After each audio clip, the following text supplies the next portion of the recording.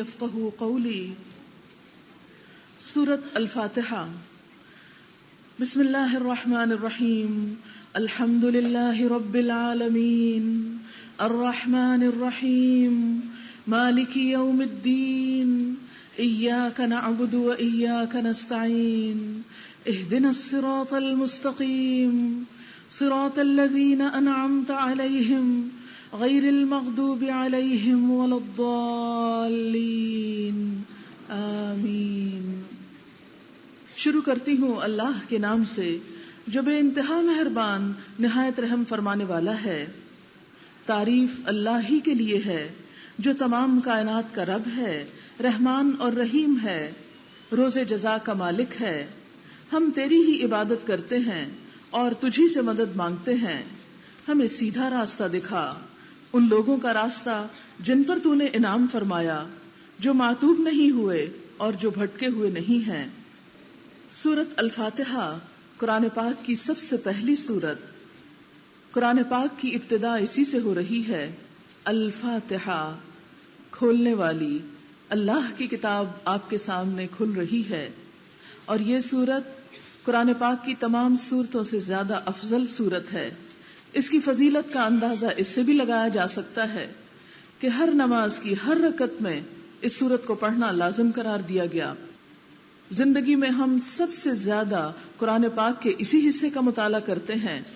ہر روز کم از کم 17 بار، 17 فرائض ہیں دن کے، کم از کم 17 بار اس سورت کو اپنے زبان سے ادا کرتے ہیں.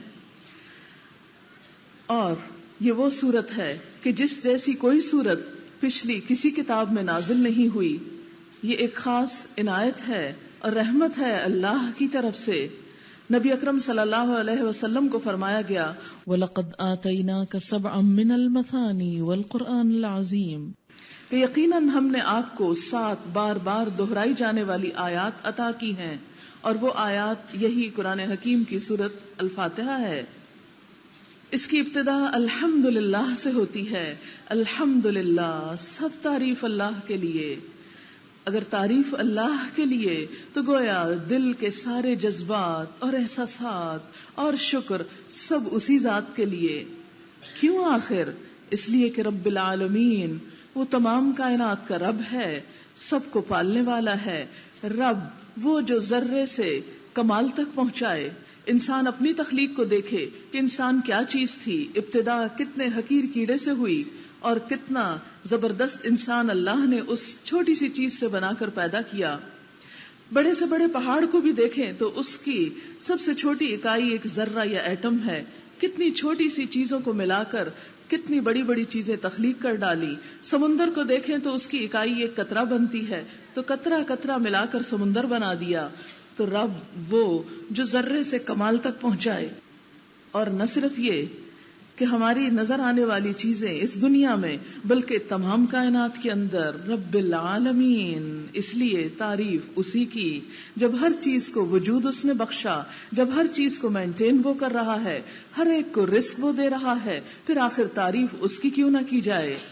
خوش قسمت ہے وہ انسان جس کے دل میں اللہ کی تعریف اور اللہ کی حمد و ثنا اور اللہ کے شکر کے جذبات جاگ اٹھیں.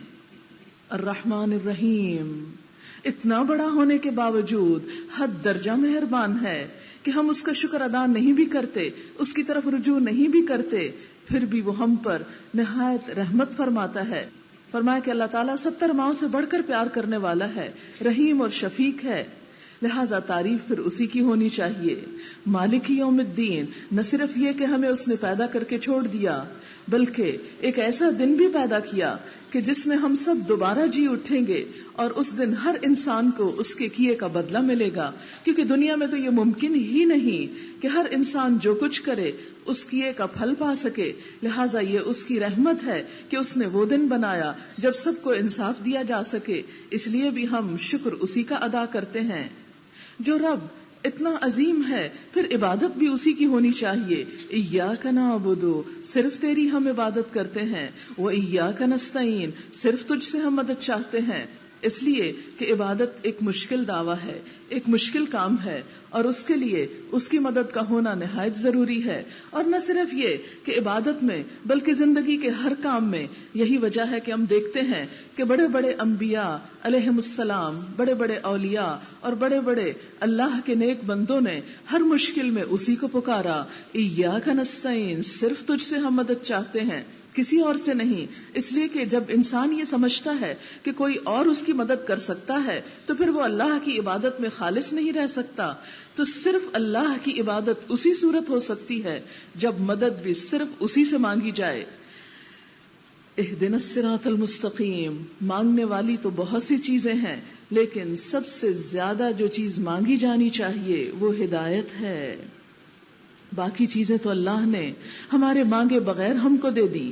ہمارے یہ ہاتھ پاؤں، ہماری آنکھیں، ہمارے کان، ہماری زبان، یہ سب کچھ ہم نے کب مانگا تھا اللہ سے؟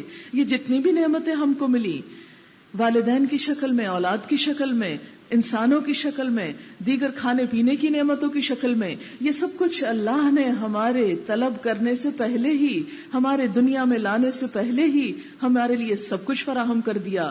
لیکن اس کے بعد سیدھے رستے کی تلاش اس نے انسان پر چھوڑی کہ جس کے اندر طلب ہوگی، تڑپ ہوگی، جو تلاش کرے گا، جو مانگے گا، جو مجھ سے رجوع کرے گا، میں اسی کو دوں گا۔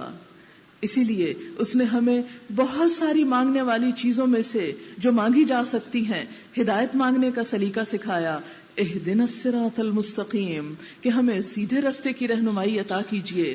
پھر ہر انسان چونکہ یہ سمجھتا ہے کہ وہ سیدھے رستے پر ہے، اس لیے اللہ تعالیٰ نے اس کی پہچان بھی کرا دی کہ نہیں، راستہ صرف وہ سیدھا نہیں جسے تم سیدھا سمجھتے ہو، راستہ وہ سیدھا ہے جو مجھ سے تمہیں ملائے، راستہ وہ سیدھا ہے جس پر میرے انعام یافتہ بندے چلے۔ اس لیے ہم کہتے ہیں صراط الذین انعمت علیہم، ان لوگوں کا راستہ جن پر تو راضی ہو گیا، جن سے تو خوش ہو گیا، جو تیرے مقرب بندے ہیں، جو تیرے قریب آ گئے، ہمیں بھی تو انہی میں شامل کر لے۔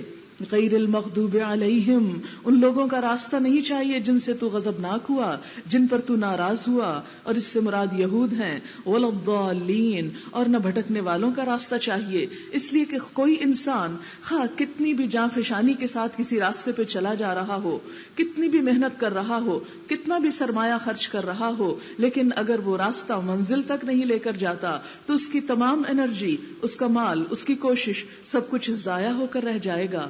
اس لیے یہ دعا مانگنا صرف اتنا مانگنا کافی نہیں کہ اہدنا الصراط المستقیم، بلکہ اس کے ساتھ ساتھ یہ بھی ضروری ہے کہ اس راستے کے نشان بھی ہم پر واضح ہوں۔ اور راستہ دیکھنے کے لیے پھر انسانوں کا ذکر کیا گیا کہ راستہ تو اللہ دکھاتا ہے، اور اللہ نے اس کے لیے اپنے بندوں کو مبعوث کیا، انبیاء علیہم السلام کو، پھر انبیاء کے وارث علماء ہوئے۔ تو راستے پر چلنے کے لیے ان کے ساتھ تعلق قائم کرو اور ان لوگوں کی تلاش میں رہو جن پر اللہ نے انعام فرمایا، اور ان میں سب سے بڑھ کر انبیاء علیہم السلام ہیں، پھر اس کے بعد صحابہ کرام رضوان اللہ علیہم اجمعین ہیں جن کے بارے میں قرآن پاک میں 2 بار فرمایا گیا رضی اللہ عنہم، اللہ ان سے راضی ہو گیا، ورضوا عنہ، اور وہ اللہ سے راضی ہو گئے۔ لہٰذا ہمیں بھی وہ کام کرنے ہیں جو نبی اکرم صلی اللہ علیہ وسلم نے کیے، اور پھر ہمیں اپنے راستے کی پہچان صحابہ کرام کے طریقے زندگی سے بھی کرنی ہے۔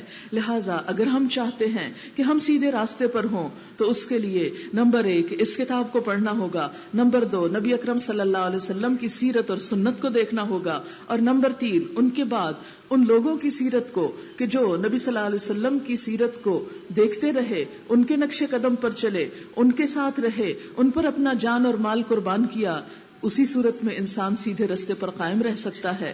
اللہ تعالیٰ نے سیدھے رستے کی پہچان نہ عقل قرار دی، اور نہ ہی ذہانت، اور نہ ہی انسان کی اپنی سمجھ بوجھ، اور نہ دنیا کے کسی فلسفی اور شاعر اور کسی اور ماہر کو ہدایت کا معیار قرار دیا۔